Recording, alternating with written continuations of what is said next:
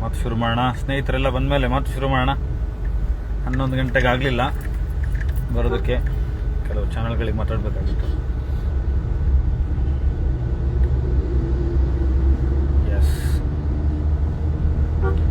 Good morning ಸ್ನೇಹಿತರೆ.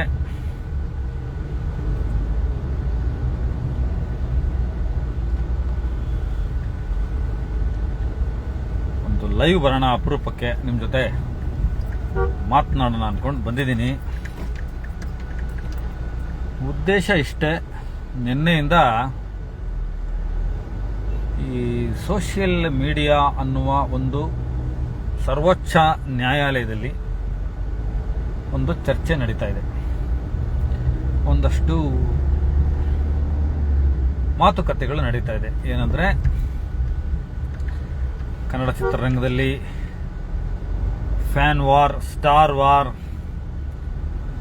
ಕಿಚ್ಚ ಸುದೀಪ ಅವರು, ನಮ್ಮ ಮನೆಯ ಅಣ್ಣ, ನಮ್ಮ ಅಣ್ಣ ಅವರು ಇನ್ನೊಬ್ಬ ನಟರ ಬಗ್ಗೆ ಮಾತನಾಡ್ಬಿಟ್ರು, ಅವರಿಗೆ ಟಾಂಗ್ ಕೊಟ್ಬಿಟ್ರು, ಇವರಿಗೆ ಟಾಂಗ್ ಕೊಟ್ಬಿಟ್ರು, ಈ ಪಡೆಗೆ ಟಾಂಗ್ ಕೊಟ್ರು, ಯುದ್ಧ ಸಾರ್ತೀನಿ ಅಂತ ಹೇಳಿದ್ರು. ಇದೆಲ್ಲ ಬರ್ತಾ ಇದೆ. ಒಂದಷ್ಟು ಚರ್ಚೆಗಳು, ವಿರೋಧಾಭಾಸಗಳು ಎಲ್ಲ ದೊಡ್ಡದಾಗಿ ನಡೀತಾ ಇರೋದ್ರಿಂದ ಸ್ಪಷ್ಟನೆ ಅಂತೇನಲ್ಲ, ತಿಳುವಳಿಕೆ ಕೊಡೋಣ ಅಂತ ಅಷ್ಟೇ. ಒಂದು ತಿಳುವಳಿಕೆಯನ್ನು ಹೇಳೋಣ, ಇದ್ರ ಬಗ್ಗೆ ಒಂದು ಮಾಹಿತಿಯನ್ನು ಕೊಡೋಣ, ಅಥವಾ ಒಂದು ಸೋಷಿಯಲ್ ಮೀಡಿಯಾದ ಚರ್ಚೆಗಳಿಗೆ ಒಂದು ಡೈರೆಕ್ಷನ್ನ ಸರಿಯಾಗಿ ಕೊಡೋಣ ಅಂದ್ಕೊಂಡು, ನನಗೆ ಗೊತ್ತಿರೋ ಮಾಹಿತಿಗಳನ್ನ ಹೇಳೋಣ ಅಂದ್ಕೊಂಡು ನಾನು ಬಂದಿದ್ದೀನಿ. ವಿಷಯ ಏನಂದ್ರೆ, ಹೌದು, ಒಂದು ಪಡೆ ಇದೆ. ಅದು ಪ್ರತಿ ಕನ್ನಡ ಅಥವಾ ಭಾರತೀಯ ಚಿತ್ರರಂಗದ ಪ್ರಮುಖವಾದ ಸಿನಿಮಾಗಳು ಬಿಡುಗಡೆಯಾದಾಗ ಆ ಸಿನಿಮಾಗಳನ್ನು ನಾಶ ಮಾಡೋದಕ್ಕೆ ತುಂಬ ಪ್ರಯತ್ನ ಪಡುತ್ತೆ. ಆ ಸಿನಿಮಾ ಓಡಬಾರ್ದು, ಜನರಿಗೆ ತಲುಪಬಾರ್ದು ಅನ್ನೋ ಕಾರಣಕ್ಕೆ ತುಂಬ ಅತ್ಯಂತ ವ್ಯವಸ್ಥಿತವಾದ ಒಂದು ಮಾಫಿಯಾ ಥರ, ಒಂದು ಲಾಬಿ ಥರ, ಒಂದು ಭಯೋತ್ಪಾದಕರ ಥರ, ಸಿನಿಮಾ ಜಗತ್ತಿನ ಭಯೋತ್ಪಾದಕರ ಥರ ವರ್ತಿಸುತ್ತೆ. ಆ ಪಡೆಯ ವಿರುದ್ಧ ಕಿಚ್ಚ ಸುದೀಪ್ ಅವರಿರಲಿ, ಬೇರೆ ಯಾರೇ ಸ್ಟಾರ್ಗಳಿರಲಿ, ಬೇರೆ ಯಾವುದೇ ಸಿನಿಮಾ ಇರಲಿ, ಎಲ್ಲರೂ ಕೂಡ ಯುದ್ಧ ಮಾಡಬೇಕಾದಂಥ ಅನಿವಾರ್ಯತೆ ಇವತ್ತಿಗೆ ಸೃಷ್ಟಿಯಾಗಿದೆ. ಯಾವುದು ಆ ಪಡೆ, ಏನು ಮಾಡುತ್ತದು ಅನ್ನೋದನ್ನು ಕ್ಲಾರಿಟಿ ತಗೊಂಡ್ರೆ, ಒಂದು ಸ್ಪಷ್ಟನೆ ತಗೊಂಡ್ರೆ ಗೊತ್ತಾಗುತ್ತೆ ಅದೇನು ಯುದ್ಧ ಅಂತ. ಮೊದಲನೇದು, ಒಂದು ಸಿನಿಮಾ ರಿಲೀಸ್ ಆದ ರನ್ ಟೈಮ್ ಅಂತ ಕರಿತೀವಿ. 6 ಗಂಟೆಗೆ ಫ್ಯಾನ್ ಶೋ ಶುರುವಾಯಿತು, ವಿಶೇಷ ಪ್ರದರ್ಶನ ಶುರುವಾದರೆ ಆ ಸಿನಿಮಾ, ಈಗ ನಮ್ಮದು ಸಿನಿಮಾ 2 ಗಂಟೆ 29 ನಿಮಿಷ 28 ನಿಮಿಷಕ್ಕೆ ಲಾಕ್ ಆಗಿದೆ ಅಂತ ಇಟ್ಕೊಳ್ಳಿ, ಮ್ಯಾಕ್ಸ್, ಮಾರ್ಕ್ ಅಥವಾ ಯಾವುದೇ ಸಿನಿಮಾ. ಫಸ್ಟ್ ಹಾಫ್ ಮುಗಿದಿರುತ್ತೆ, ಇಂಟರ್ವಲ್ ಟೈಮ್ಗೆ ಫಸ್ಟ್ ಹಾಫ್ ಅವೈಲೇಬಲ್ ಇರುತ್ತೆ, ರನ್ ಟೈಮ್ಗೆ. ಇನ್ನೊಂದು ಸೆಕೆಂಡ್ ಹಾಫ್ ಮುಗಿಯೋತ್ತಿಗೆ 2.5 ಗಂಟೆ ಸಿನಿಮಾ ನೋಡ್ಕೊಂಡು ಹಿಂಗೆ ಆಚೆ ಬರೋತ್ತಿಗೆ 2 ಗಂಟೆ 5 ನಿಮಿಷದ ಗ್ಯಾಪಲ್ಲಿ 2 ಗಂಟೆ 35 ನಿಮಿಷ ಅಂತ ಇಟ್ಕೊಳ್ಳಿ, ನಿಮಗೆ ಬೇರೆ ಬೇರೆ ಆ್ಯಪ್ಗಳಲ್ಲಿ ಸಿನಿಮಾ ಸಿಗ್ತಾ ಇರುತ್ತೆ.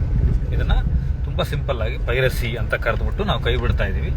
ಇದಕ್ಕೆ ತುಂಬ ಗಂಭೀರವಾಗಿ ಕೆಲಸ ಮಾಡುವಂಥ ಒಂದು 22ರಿಂದ 23 ಆ್ಯಪ್ಗಳು ಇವತ್ತು ಸಿಗುತ್ತೆ. ನಾನು ಆ ಆ್ಯಪ್ಗಳ ಬಗ್ಗೆ ಹೇಳಕ್ ಹೋಗಲ್ಲ, ಆ ಆ್ಯಪ್ಗಳ ಬಗ್ಗೆ ಹೇಳ್ತಾ ಅವರನ್ನು ನಾನು ಪ್ರಮೋಟ್ ಮಾಡಲ್ಲ. 22ರಿಂದ 23 ಆ್ಯಪ್ಗಳು ನಿಮಗೆ ಕ್ಷಣ ಮಾತ್ರದಲ್ಲಿ ಸಿನಿಮಾ ಕೊಡ್ತವೆ. ನೀವು ಏನು ಮಾಡೋರು ಇದನ್ನ ಡೌನ್ಲೋಡ್ನ ಇದನ್ನ ಮಾಡೋದಕ್ಕಾಗಲ್ಲ. ನಾನೇ ಮ್ಯಾಕ್ಸ್ ಸಂದರ್ಭದಲ್ಲಿ ಇದರ ಆಂಟಿ ಪೈರಸಿ ಇನ್ಚಾರ್ಜ್ ಇದ್ದೆ. ನೀವು ನಂಬಲ್ಲ, 11,600 ಚಿಲ್ಲರೆ ಲಿಂಕ್ಗಳನ್ನು ಹಗಲು ರಾತ್ರಿ ಕೂತ್ಕೊಂಡು ಡಿಲೀಟ್ ಮಾಡಿಸಿದ್ದೀವಿ. ಆಂಟಿ ಪೈರಸಿ ಟೀಮ್, ಎಪೆಕ್ಸ್ ನಮ್ಮ ಗಿರೀಶ್ ಅವ್ರ ಟೀಮು ವರ್ಕ್ ಮಾಡಿದೆ. ಸಿನಿಮಾ ಮಾಡೋದಕ್ಕೆ ಅಷ್ಟು ಕಷ್ಟಪಟ್ಟು ಮಾಡಬೇಕು, ಅದನ್ನು ಹೇಳೋದು ಬೇಡ, ಎಲ್ರಿಗೂ ಗೊತ್ತಿದೆ. ತುಂಬ ಶ್ರಮ ವಹಿಸಿ ಮಾಡ್ತಾ ಜೊತೆಗೆ ಸಿನಿಮಾ ರಿಲೀಸ್ ಆದಮೇಲೂ ಕೂಡ ಈ ಥರದ್ದು ಒಂದಷ್ಟು ಯುದ್ಧ ಮಾಡ್ಕೊಂಡು ಕುತ್ಕೋಬೇಕು ಅನ್ನೋದಿದೆಯಲ್ಲ, ಅದು ನಿಜಕ್ಕೂ ಏನು ಈ ಕಲಾಲೋಕಕ್ಕೆ ಬಂದಿರೋ ಶಾಪ ಇರ್ಬೋದು.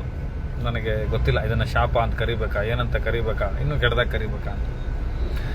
ಇದರ ವಿರುದ್ಧ ಮುಖ್ಯಮಂತ್ರಿಗಳಿಗೆ ಮನವಿ ಮಾಡಿದ್ದೀವಿ, ಸಂಬಂಧಪಟ್ಟ ಅಧಿಕಾರಿಗಳಿಗೆ ಮನವಿ ಮಾಡಿದ್ದಾರೆ, ಚೇಂಬರ್ ಇಂದ ಹಿಡಿದು ಎಲ್ಲರೂ ಹೇಳಿದ್ದಾರೆ.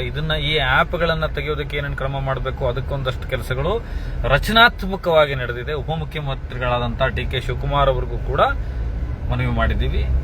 ಸಂಬಂಧಪಟ್ಟ ಸೈಬರ್ ಕ್ರೈಮ್ ಇರ್ಬೋದು, ಬೇರೆ ಹ್ಯಾಕರ್ಸ್ಗಳು, ಎಥಿಕಲ್ ಹ್ಯಾಕರ್ಸ್ ಅಂತ ಏನು ಕರೀತಾರೆ ಅವ್ರು ಹೇಳಿದ್ವಿ. ಇದೆಲ್ಲ ನಾನು ಮಾತಾಡೋದು ಸ್ವಲ್ಪ ಗಂಭೀರವಾದಂಥ ವಿಷಯ ಆಗಿರುತ್ತೆ.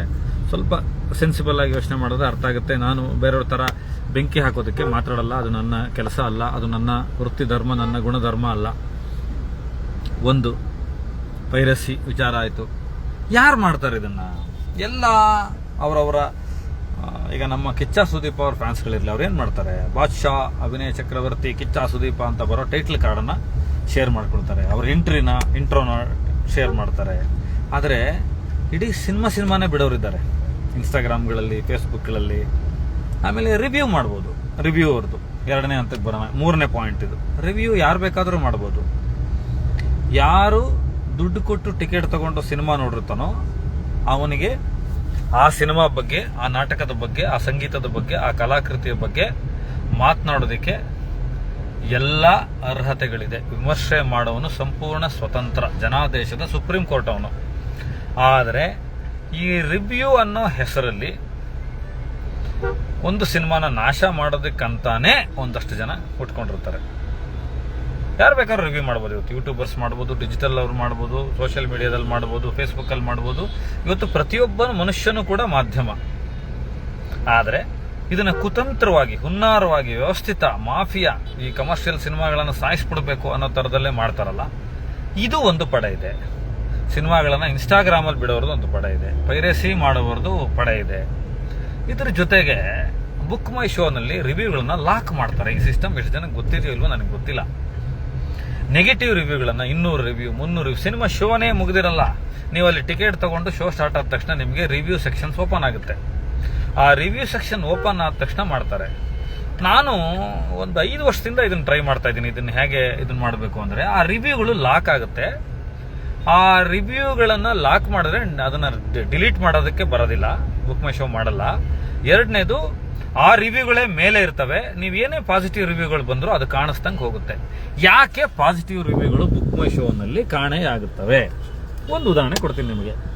ನಮ್ಮ ಮಾರ್ಕ್ ಸಿನಿಮಾ ಬುಕ್ ಮೈ ಶೋ ಓಪನ್ ಆದಾಗ ಇದು ಒಂದು ದಾಖಲೆ. ಇದನ್ನ ಎಷ್ಟು ಜನ ಪಾಸಿಟಿವ್ ಆಗಿರೋ ವಿಷಯಗಳನ್ನು ನೋಡೋದಕ್ಕೆ ಬರುತ್ತೋ ಗೊತ್ತಿಲ್ಲ. 3 ನಿಮಿಷದಿಂದ 5 ನಿಮಿಷದ ಒಳಗಡೆ 45 ಸೆಂಟರ್ಗಳಲ್ಲಿ, 45 ಥಿಯೇಟರ್ಗಳಲ್ಲಿ ಹೌಸ್ಫುಲ್ ಆಗುತ್ತೆ. ಅದೇ ಹೌಸ್ಫುಲ್ ಆಗಿರೋ ಸಿನಿಮಾಗಳ ಥಿಯೇಟರ್ಗಳ ನಕಲಿ ಬುಕ್ ಮೈ ಶೋ ಇದನ್ನ ಸ್ಕ್ರೀನ್ಶಾಟ್ ಕ್ರಿಯೇಟ್ ಮಾಡ್ತಾರೆ. ಈ ಥಿಯೇಟರ್ಗಳೆಲ್ಲ ಖಾಲಿ ಹೊಡಿತಾ ಇದೆ ಅಂತ ಹೇಳ್ತಾರೆ.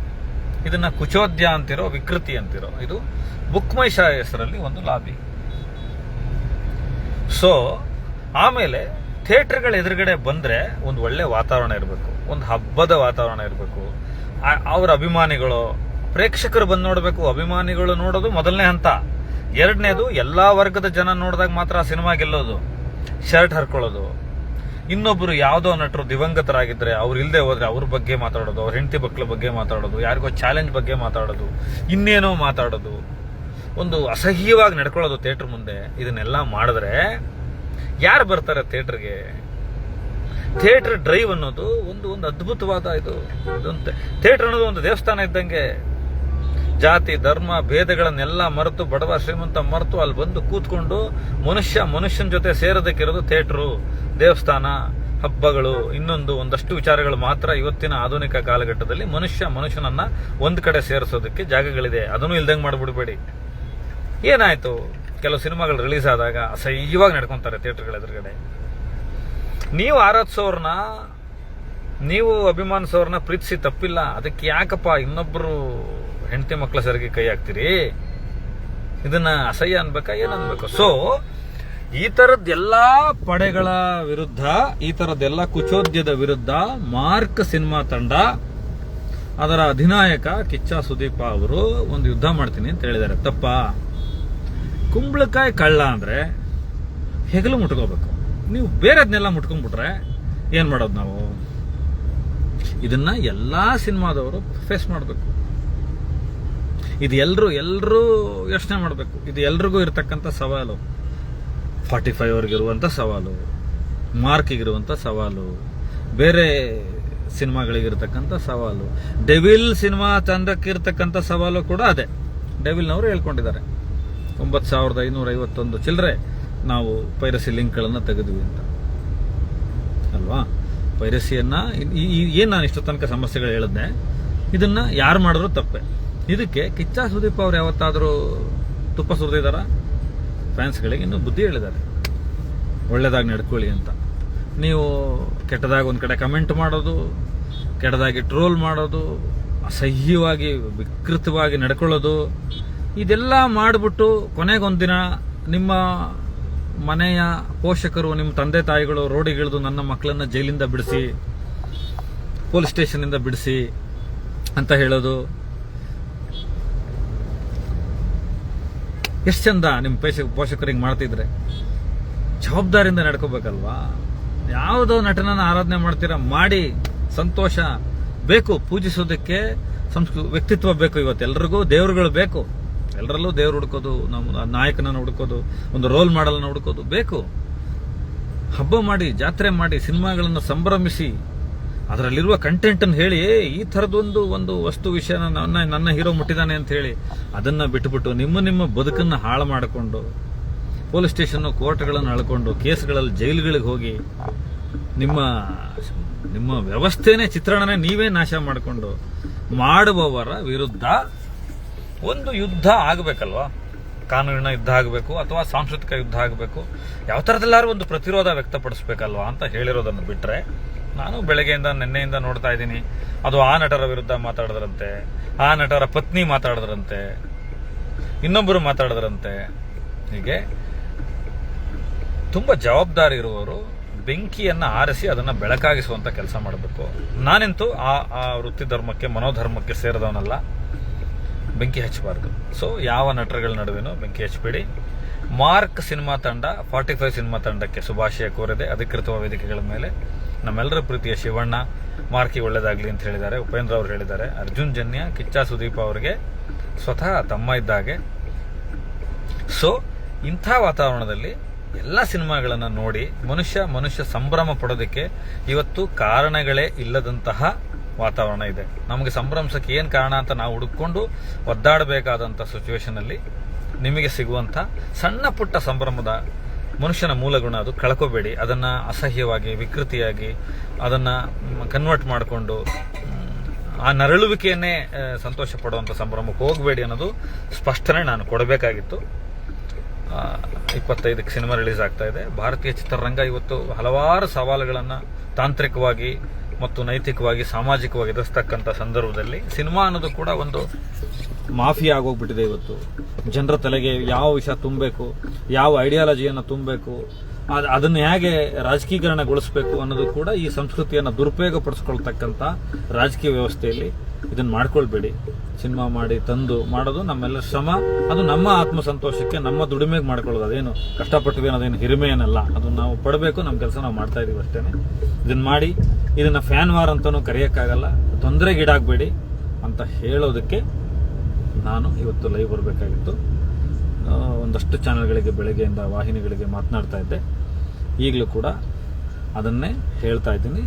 ಇದು ನಾನು ಹುಬ್ಬಳ್ಳಿಯ ವೇದಿಕೆಯಲ್ಲಿದ್ದೆ, ನಾನು ಕಣ್ಸಾಕ್ಷಿಯಾಗಿದ್ದೆ. ಇದೇ ಅರ್ಥೈಸುವಿಕೆಯಲ್ಲಿ ಕಿಚ್ಚ ಸುದೀಪ್ ಅವರು ಹೇಳಿದ್ದಾರೆ ಅಂತ ನಿಮಗೆ ಹೇಳೋದಕ್ಕೆ.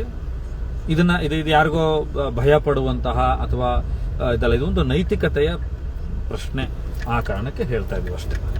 ನಮಸ್ಕಾರ. ಯಾರಿಗಾದ್ರೂ ಏನಾದ್ರು ಕೇಳದಿದ್ರೆ ಹೇಳ್ತೀನಿ. ಬೇಗ ಹೋಗ್ಬೇಕು.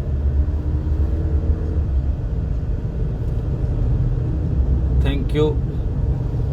ನೋಡ್ತಾ ಇದ್ದವರೆಲ್ಲರಿಗೂ ಇದನ್ನ ಒಂದಷ್ಟು ಜನರಿಗೆ ತಲುಪಿಸಿ. ಒಳ್ಳೆ ವಿಚಾರಗಳು ಹಬ್ಬಲ್ಲ, ಕೆಟ್ಟದೇ ಹಬ್ಬೋದು, ವಿಷಯವೇ ಹಬ್ಬೋದು. ನೀವು ಒಳ್ಳೇದು ಹೇಳಿದ್ರೆ ಹಬ್ಬಲ್ಲ. ಆದರೂ ಹೇಳಬೇಕಾದ್ದು ನನಗೆ ಹೇಳಬೇಕು ಅನ್ನಿಸ್ತು, ಮನಪೂರ್ವಕವಾಗಿ ಹೇಳ್ತಾ ಇದ್ದೀನಿ.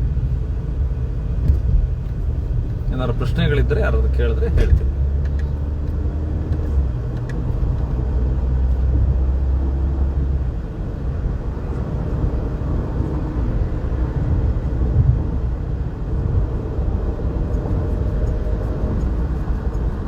ಸೊ ನಾವುಗಳೆಲ್ಲರೂ ಸಂತೋಷ ಪಡೋದಕ್ಕೆ ಕಾರಣಗಳನ್ನು ನಮ್ಮ ಹತ್ರ ಇರುವ ಕಾರಣಗಳನ್ನು ಇನ್ನೂ ಹೆಚ್ಚು ಮಾಡ್ಕೊಳ್ಳೋಣ, ಸಂಭ್ರಮ ಪಡೋಣ. ಅದಕ್ಕೆ ನಾವು ನಮ್ಮ ಜೀವನ ಇದಕ್ಕೆ ಮಾಡ್ಕೊಳ್ಳೋಣ. ವಿಕೃತಿ ಮಾಡೋದಕ್ಕೆ, ಇನ್ನೊಬ್ಬರನ್ನ ದ್ವೇಷ ಮಾಡೋದಕ್ಕೆ ನಮ್ಮ ಸಮಯನ ಹಾಳು ಮಾಡ್ಕೊಳ್ಳೋದು ಬೇಡ, ನಮ್ಮ ಶಕ್ತಿಯನ್ನು ವಹಿಸೋದು ಬೇಡ ಅಂತ ಹೇಳ್ತಾ, ಉಮಾದೇವಿ ಐ ಆಮ್ ಗುಡ್ ಮಾ, ಚೆನ್ನಾಗಿದ್ದೀನಮ್ಮ, ನೀವಾಗಿದ್ದೀರಾ ಮಾಡ್ತಾ, ಇದನ್ನೆಲ್ಲ ಯಾರು ಫ್ಯಾನ್ ವಾರ್ ಅಂತ ಕರೆಯಲ್ಲ. ಇನ್ನೊಂದಿನ ನಾನು ಫ್ಯಾನ್ ವಾರ್ ಅಂದರೆ ಅದೊಂದು ತುಂಬ ಆರೋಗ್ಯಕರವಾದಂಥ ಸ್ಪರ್ಧೆ, ಅದು ಚಂದ, ಅದು ಫ್ಯಾನ್ ವಾರ್ ಅನ್ನೋದು. ಅದು ಇದು ಈ ಸ್ಯಾಡಿಸಮ್ಗೆ, ವಿಕೃತಿಗೆ ಫ್ಯಾನ್ ವಾರ್ ಅಂತ ಹೆಸರಿಡೋದು ಬೇಡ. ಅನಗತ್ಯವಾಗಿ ಯಾರ್ಯಾರನ್ನೋ ತಂದು ಒಂದು ವಾತಾವರಣನ, ಚಂದವಾಗಿರತಕ್ಕಂಥ ಒಂದು ವಾತಾವರಣನ ಕೆಡಿಸೋದು ಬೇಡ, ಆ ಮನಸ್ಥಿತಿಯನ್ನು ಅಂತ ಹೇಳ್ತಾ ಎಲ್ರಿಗೂ ನಮಸ್ಕಾರ, ಧನ್ಯವಾದಗಳು, ಶುಭ ದಿನ.